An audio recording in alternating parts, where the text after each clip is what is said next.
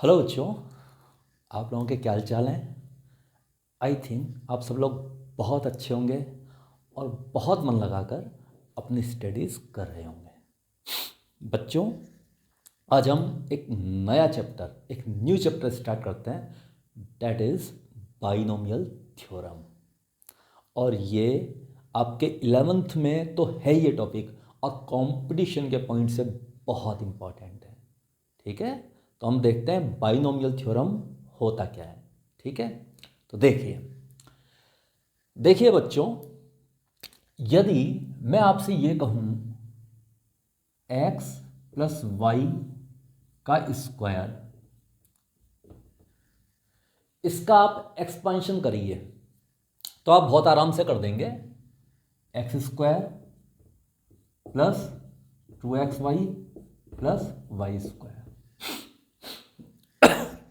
क्योंकि आप सब लोगों ने 9th-10th क्लास में इस एक्सपांशन को पढ़ा होता है। ठीक है, चलिए अब यदि हम आपसे ये कहें कि x प्लस वाई क्यूब, इसका एक्सपांशन करें,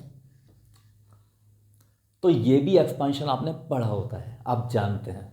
तो आप आराम से कर देंगे कि X cube plus 3x square Y plus 3xy square plus Y cube, तो ये आप आराम से कर देंगे। अब देखिए, हम एक नज़र से देखते हैं, यदि मैं आपसे ये कहूँ x प्लस वाई की पावर 1 का एक्सपांशन करें, तो आप बड़े आराम से कह देंगे सर ये तो x प्लस वाई इटसेल्फ यही होगा। ठीक है, अब आप ये देखिए, जब यहां पर 1 है तो यहां पर नंबर ऑफ टर्म्स हैं, नंबर ऑफ टर्म्स 2। जब यहां पर 2 है, यहां पर क्या है 2 है, तो नंबर ऑफ टर्म्स हैं 1 2 3 3। यहां पे 2 टर्म है, यहां पे 3 टर्म्स है। जब यहां 3 है तो नंबर ऑफ टर्म्स हैं 4। तो हमने एक चीज देखा, नंबर ऑफ टर्म्स जो पावर है इससे एक ज्यादा है। ठीक है, जब 2 होगा तो नंबर ऑफ टर्म्स होगा 3, जब 3 होगा तो नंबर ऑफ टर्म्स होगा 4।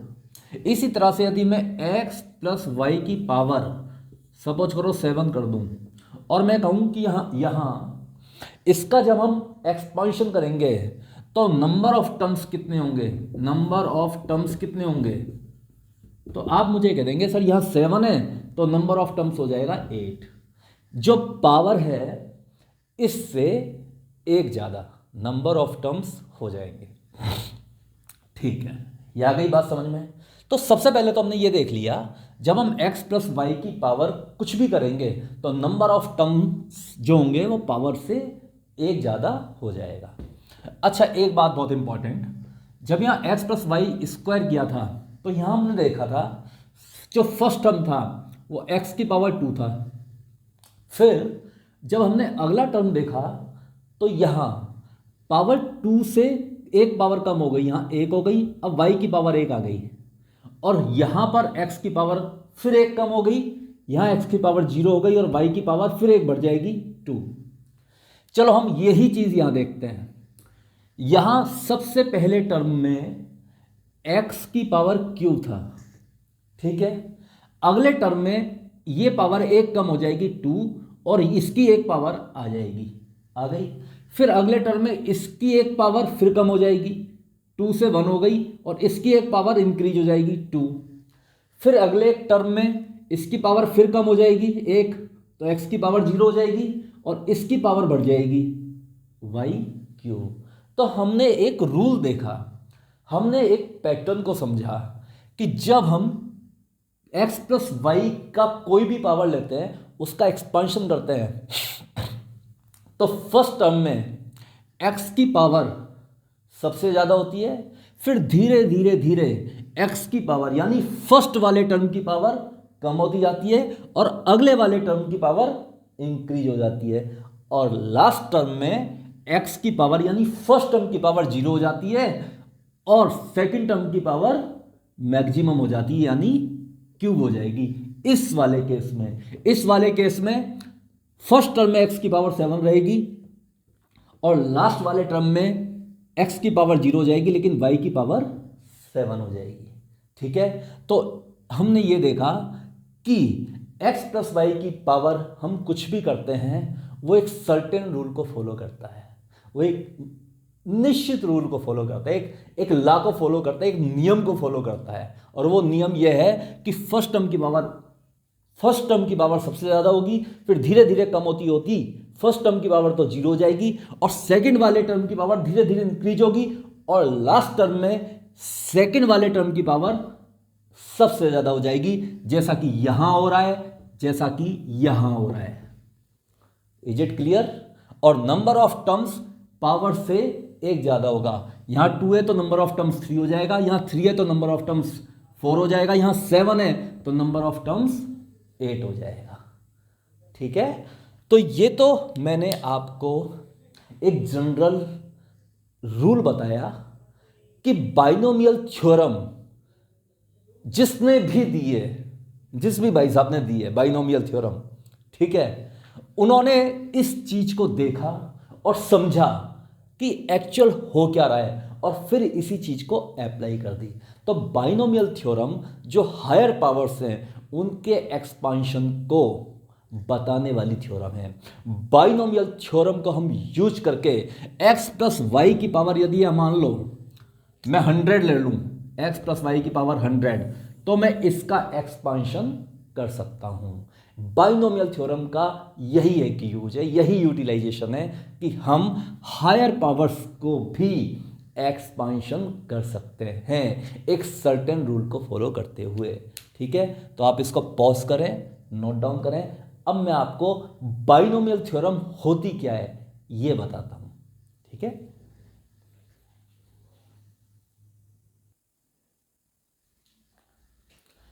हाँ तो बच्चों अब हम देखते हैं बाइनोमियल थ्योरम क्या होती है। ठीक है, बाइनोमियल थ्योरम क्या कहता है इसको हम देखते हैं। देखिए, यदि मैं x प्लस वाई की पावर n कर दूं, n, तो बाइनोमियल थ्योरम कहता है कि x प्लस वाई की पावर n का यदि मैं एक्सपांशन करूंगा, दैट इज nc0 x की पावर n y की पावर 0 प्लस nc1 x की पावर n माइनस 1 y की पावर 1 प्लस, अब nc2 हो जाएगा, nc2 x की पावर, इसमें से इसको सब्ट्रैक्ट कर दो, n माइनस 2 और y की पावर ये वाला नंबर 2, और इस तरह से ये चलते चलते एक जनरल टर्म आ जाएगा NCR x की पावर, n में से r को सब्ट्रैक्ट करो, n माइनस r y की पावर r, फिर चलते चलते चलते फिर लास्ट टर्म आ जाएगा NCN x की power n minus n 0 y की पावर n। तो बच्चों बाइनोमियल थ्योरम ये वाला स्टेटमेंट कहता है, बाइनोमियल थ्योरम कहता है यदि x प्लस वाई की पावर मैंने n कर दिया तो इसको आप इस रूल से, इस नियम से इसका एक्सपांशन कर सकते हैं। ठीक है, वो रूल है। देखिए, सबसे पहले x की पावर सबसे ज्यादा थी, फिर धीरे धीरे x की पावर कम हो गई, n माइनस 1 एक एक कम होगी, एक एक कम, n माइनस 1 फिर n माइनस 2 धीरे धीरे कम हो गई और फिर लास्ट में हो जाएगी 0। और सबसे पहले y की पावर जो सेकंड वाला टर्म है इसकी पावर थी 0 और इसकी पावर एक एक करके इंक्रीज हो जाएगी, 0 फिर 1 फिर 2 फिर r और फिर सबसे ज़्यादा यानी n हो जाएगी। ठीक है, और यही तो हमने देखा था कि बाइनोमियल थ्योरम इसी कॉन्सेप्ट को ही तो काम में लेता है जो हमने अभी थोड़ी देर पहले देखा था। ठीक है, तो ये स्टेटमेंट जो है, ये जो एक्सपांशन रूल है, that is called binomial theorem. यहां एक बात ध्यान रखेंगे, here x y are the real number and n is natural number.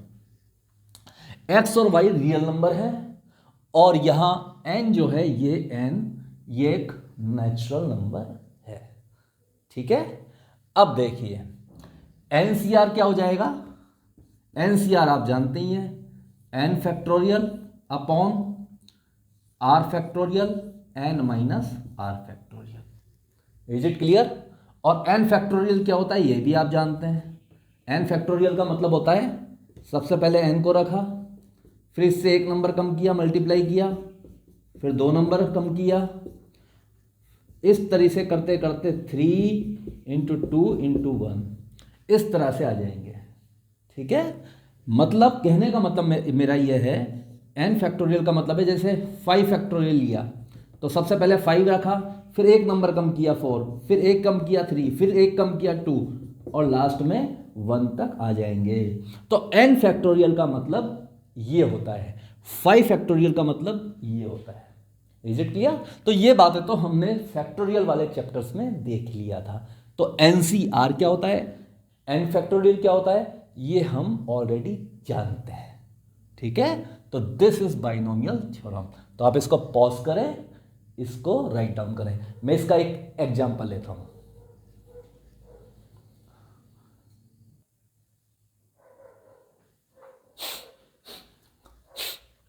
हाँ तो बच्चों ये देखिए क्वेश्चन, हम एक एग्जांपल लेते हैं, उस एग्जांपल के थ्रू हम समझते हैं कि बाइनोमियल थ्योरम कैसे वर्क करता है। देखिए, do expansion of 2 minus 3a की पावर 5 यूजिंग बाइनोमियल थ्योरम।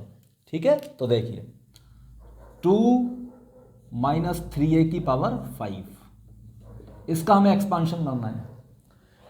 तो यहां फर्स्ट टर्म तो हो जाएगा 2, ठीक है, और सेकंड टर्म हो जाएगा माइनस 3a। ठीक है, तो करें तो देखिए सबसे पहले 5c0, फिर फर्स्ट टर्म लिखा 2 की पावर 5 माइनस 0 डेट इज 5, फिर सेकंड टर्म लिखा माइनस 3a की पावर 0। चलिए नेक्स्ट अगला टर्म हो जाएगा 5c1, फिर फर्स्ट टर्म है 2 की पावर 5 माइनस 1 डेट इज 4, और सेकंड टर्म में है माइनस 3a, तो माइनस 3a की पावर 1। अब अगला टर्म 5c2, फर्स्ट टर्म में 2 की पावर 5 में से 2 को सब्ट्रैक्ट किया डेट इज 3, और सेकंड टर्म में माइनस 3a की पावर ये 2।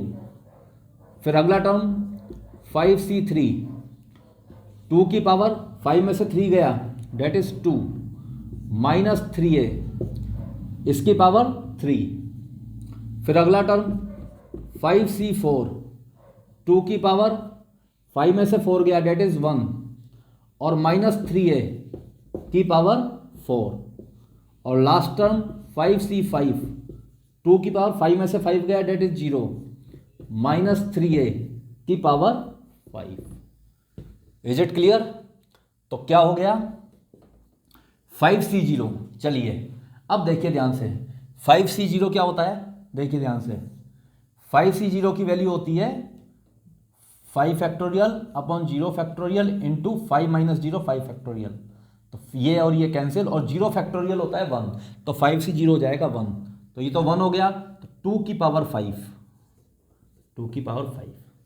यहाँ ये माइनस है तो माइनस बाहर आ जाएगा, माइनस बाहर आ गया, ये कितना हो गया 2 की पावर 4, और ये हो गया 3, और 5c1 कितना हो जाएगा 5c1 that is 5 factorial upon 1 factorial upon 5 minus 1 that is 4 factorial. तो ये हो जाएगा 5 इंटू 4 इंटू 3 इंटू 2 इंटू 1, और 4 फैक्टोरियल हो जाएगा 4 इंटू 3 इंटू 2 इंटू 1, ये और ये कैंसिल डेट इज 5, तो ये हो जाएगा 5 बच गया। इसी तरह से ये माइनस का स्क्वायर करेंगे प्लस हो जाएगा 5c2 कितना हो जाएगा 5c2 that is 5 factorial 2 factorial that is 3 factorial that is 5 into 4 into 3 factorial upon 2 into 3 factorial, 3 से 3 कैंसिल 2 दैट इज 10। तो ये हो जाएगा 10 10 और 2 की पावर क्यूब और ये 3 का स्क्वायर, ये हो जाएगा 3 का स्क्वायर, ये हो गया। अब देखिए अगला टर्म क्या हो जाएगा, अगला ये 5c3, तो 5c3 कितना हो जाएगा 5 फैक्टोरियल अपॉन 3 फैक्टोरियल और 5 में से 3 गया 2 फैक्टोरियल। इसको सॉल्व करेंगे अगेन 10 आ जाएगा, तो डेट इज 10 5c3 10 2 स्क्वायर, ये 2 स्क्वायर हो जाएगा और यहाँ हो जाएगा ये माइनस का क्यूब करेंगे तो माइनस, तो यहाँ माइनस आ जाएगा माइनस, और ये 3 की पावर 3, ये हो जाएगा। ये 5c4 को सॉल्व करेंगे अगेन 5 आ जाएगा, तो डेट इज 5 + 5, तो ये हो जाएगा 2 की पावर 1 और ये हो जाएगा माइनस का पावर 4 करेंगे, इवन पावर है प्लस हो जाएगा, तो 3 की पावर 4, ये हो जाएगा। अच्छा बच्चों एक चीज़ और है, यहाँ ए भी तो आएगा ए, तो यहाँ ए भी आएगा 3a और यहाँ पे फिर ए, तो 3 स्क्वायर a स्क्वायर, ये भी आएगा। यहाँ 3 क्यूब a क्यूब, यहाँ 3 की पावर 4 a की पावर 4, ये भी आएगा। ठीक है, अब लास्ट बचा ये, तो ये हो जाएगा 5c5 डेट इज 1, ये हो जाएगा 2 की पावर 0 1 और ये माइनस की पावर ऑड है तो माइनस बाहर आ जाएगा, तो ये हो जाएगा माइनस, तो ये हो जाएगा 3 की पावर 5 a की पावर 5, तो ये चीज हो जाएगी 2 की पावर 5 दैट इज 32 माइनस 2 की पावर 4, तो ये हो जाएगा 5 × 15 15 इंटू 2 की पावर 4 दैट इज 16, तो 15 × 90 की 0 हासिल 9 15 × 15 और 9 ये 24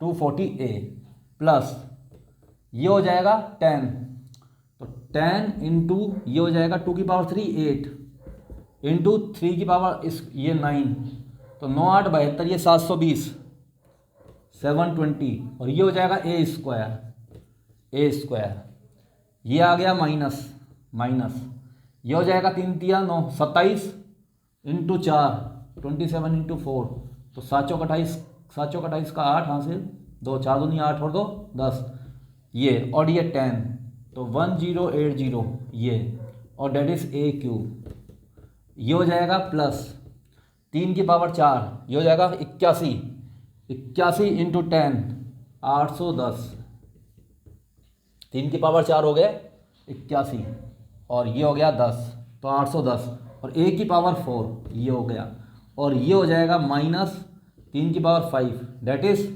243 a की पावर 5। ठीक है, and that is the answer, ठीक है, तो आप इसको पॉज करें, नोट डाउन करें। हम एक और एग्जांपल लेते हैं।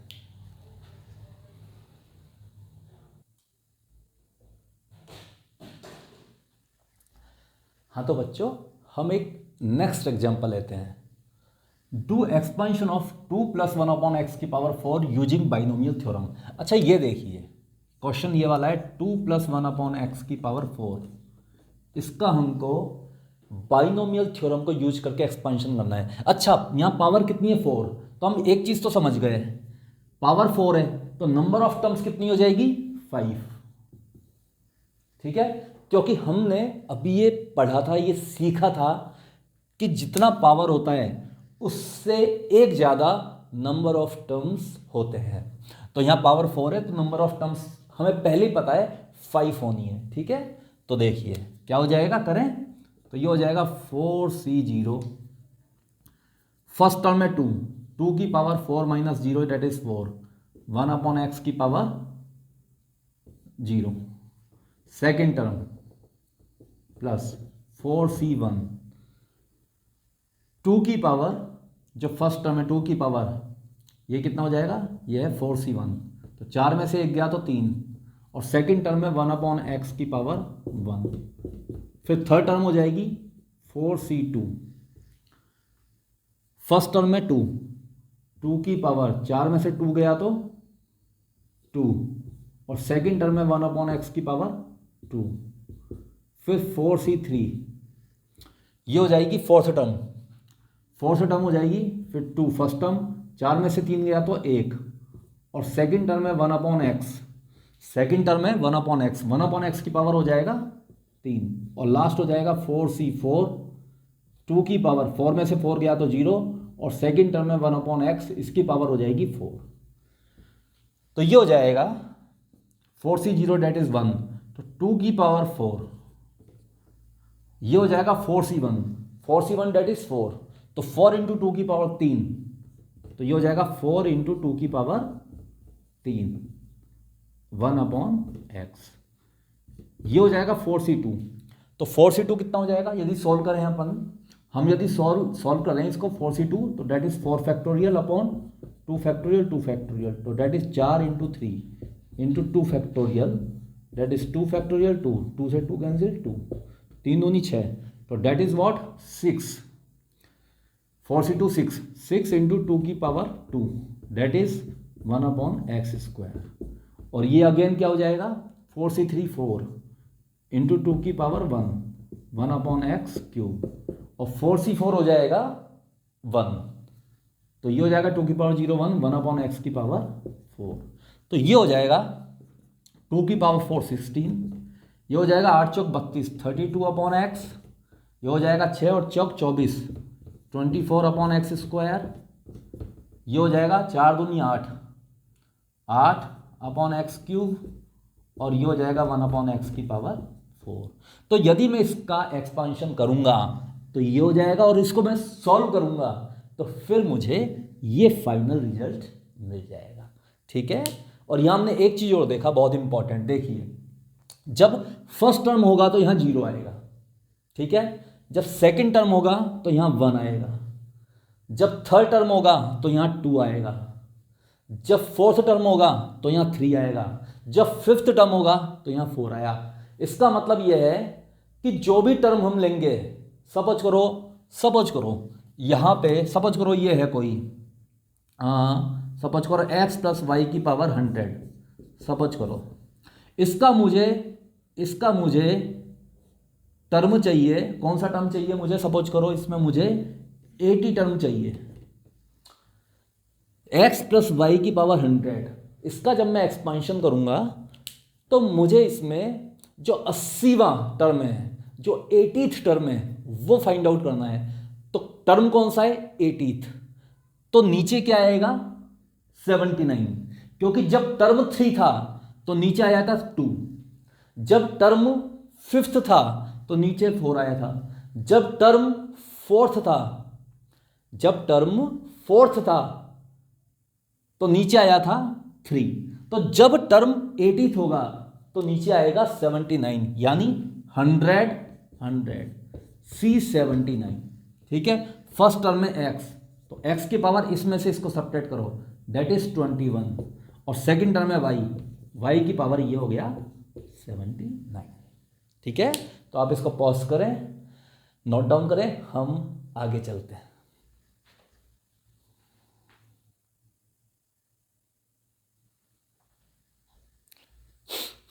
हाँ तो बच्चों, अब हम बात करते हैं x प्लस वाई की पावर n के एक्सपांशन में जनरल टर्म क्या होगा।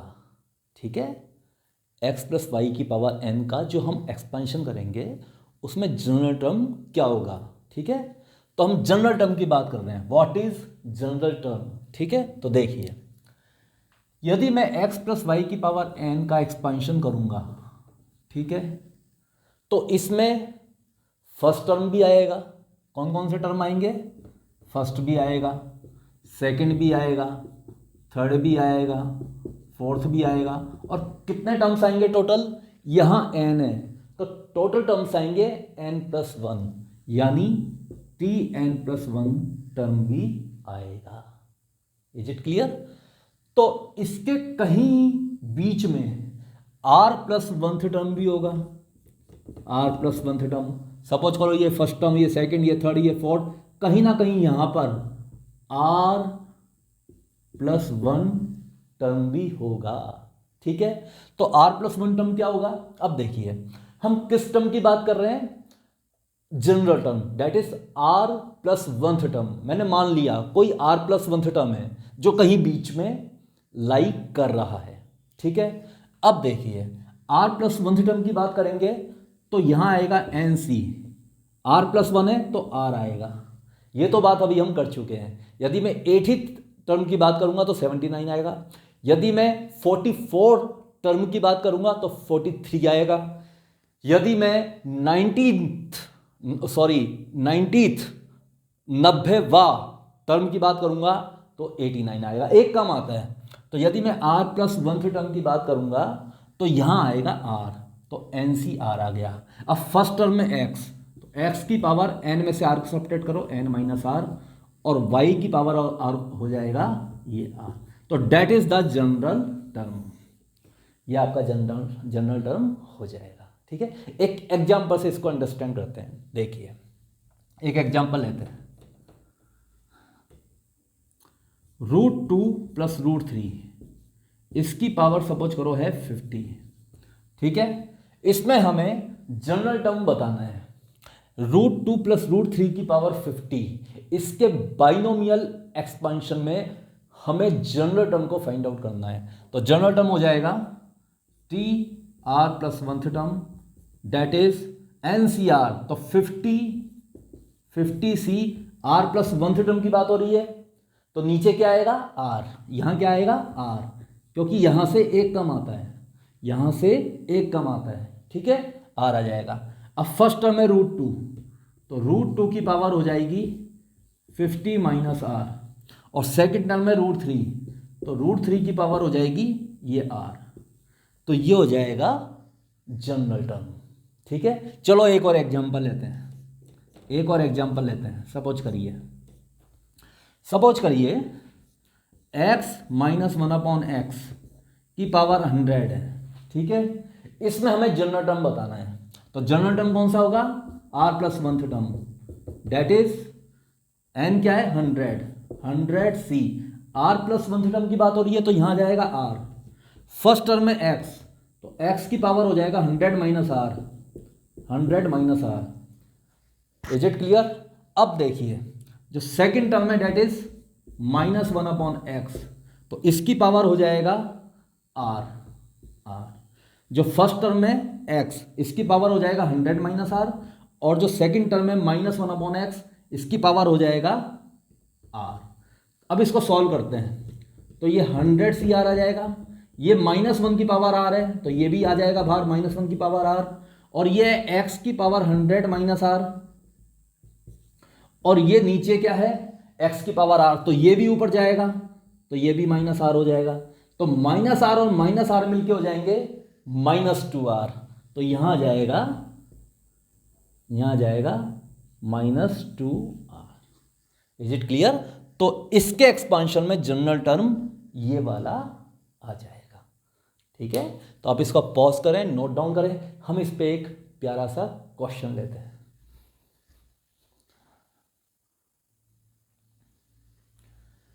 हाँ तो बच्चों ये क्वेश्चन देखिए, find 49th term in the expansion of √2 - 1/√3 की पावर 50। Is it clear? तो हमें कौन सा टर्म फाइंड आउट करना है? 49th, तो n क्या है? 50C, 49th टर्म हमें फाइंड आउट करना है, तो यहां 49 है तो यहां आएगा एक कम, 48। फर्स्ट टर्म में √2, तो √2 की पावर हो जाएगा 50 - 48, दैट इज 2, और सेकंड टर्म में -1/√3, इसकी पावर हो जाएगा ये 48, तो ये हो जाएगा, माइनस की पावर इवन नंबर है तो ये हो जाएगा प्लस, ठीक है। तो ये हो जाएगा 50C 48, ये हो जाएगा प्लस, ये √2 की पावर 2, तो √2 का स्क्वायर दैट इज 2, तो ये हो जाएगा 2, ये हो जाएगा 2, और ये हो जाएगा 3 की पावर, ये 48/2, तो 1/3 की पावर ये हो जाएगा 2 और 2 चौक 8, 24। Is it clear? तो ये हो जाएगा 50C 48 × 2 और ये 3 की power minus 24, that is the 49th term. Is it clear?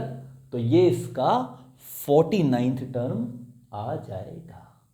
ठीक है, तो आप इसको पॉज करें, नोट डाउन करें।